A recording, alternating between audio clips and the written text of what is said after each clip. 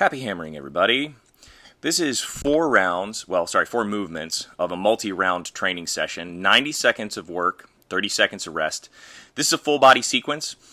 We're going to be getting some swings, we're going to be getting some snatches. It's a lot of fun. It's a single hammer training session, so if you've got one, this is the one for you. And I'd say a moderate skill level. So we're starting off 90 seconds of, these are called 10 and 2s. So we're looking to snap the elbows down to bring the wrist to the belly button in the front. There it is. And then you're trying to put your forearm over your forehead to start each rotation. If you've done mace work before, these are going to look similar. Lever arm's a little bit different. I'm using 15 kilos here.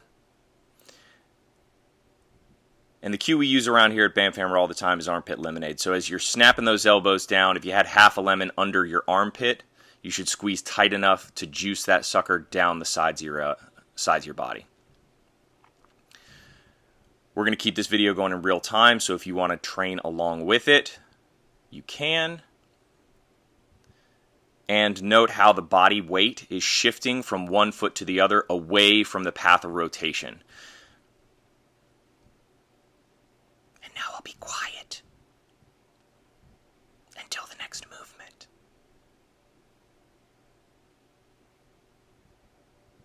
Jesus loves you.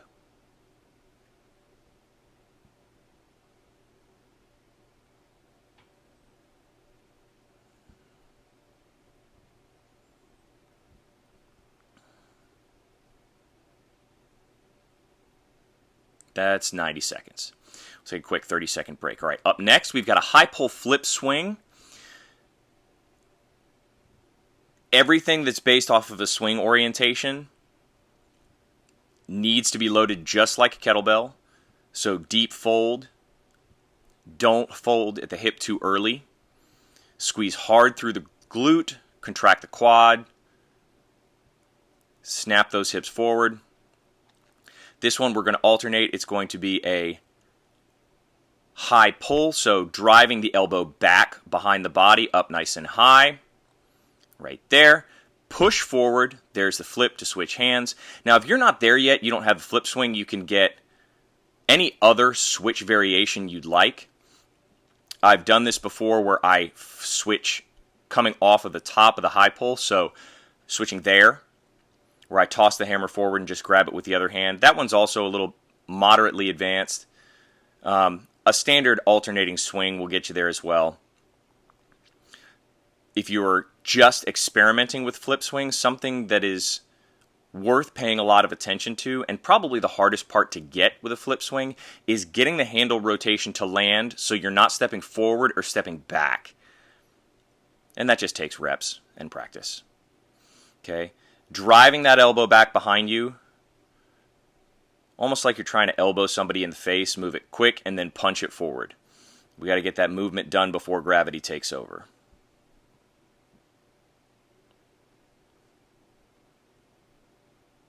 I'm breathing out, coming up into the flip there, and then in with the elbow comes up.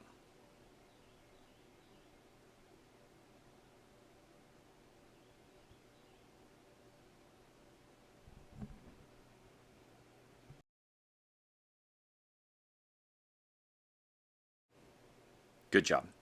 All right, next up, we've got a snatch with a switch curl. This switch curl is a great movement. We're going to be dropping down, not fully into a squat. At least I think that's what's next. It's entirely possible I'm wrong. What you just saw putting on my hands, that is chalkless grip enhancer. If you're in a facility that doesn't allow chalk, that's a good option. But snatch, then here's the flip curl. Using the leg to power the hammer up in both of these movements, this is less about the shoulder and more about pushing into the floor. Surprisingly, the muscle system that's more than likely going to be the most sore after this switch curl is actually going to be the back of the forearm. There's a lot of extensor contraction that has to happen to get that flip to go.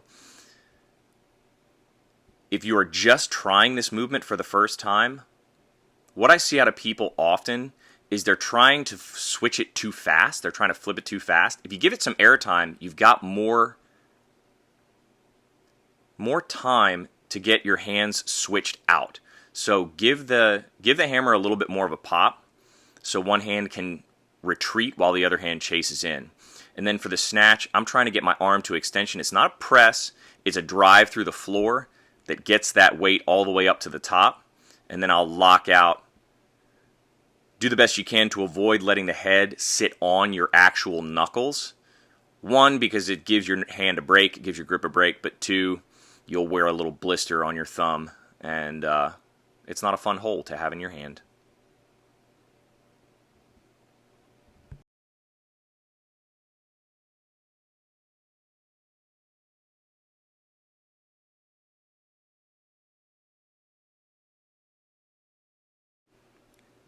Final movement in our set of 4.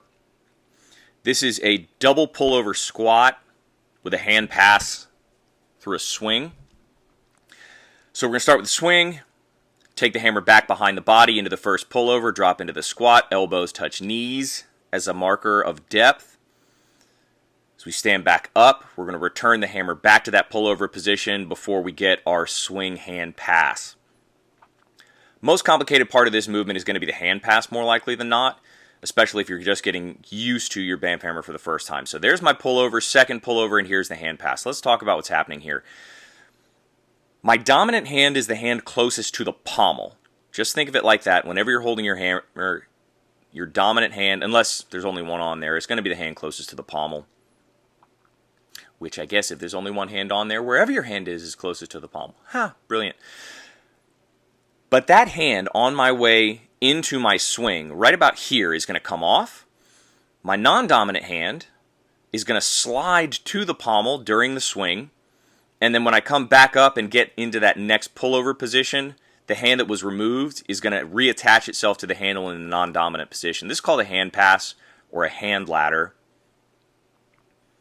It's a really easy skill to just kind of set and forget once you know what you're doing. But in the beginning, I've noticed athletes have a tendency to overthink it, be focusing too much on what hand is going where.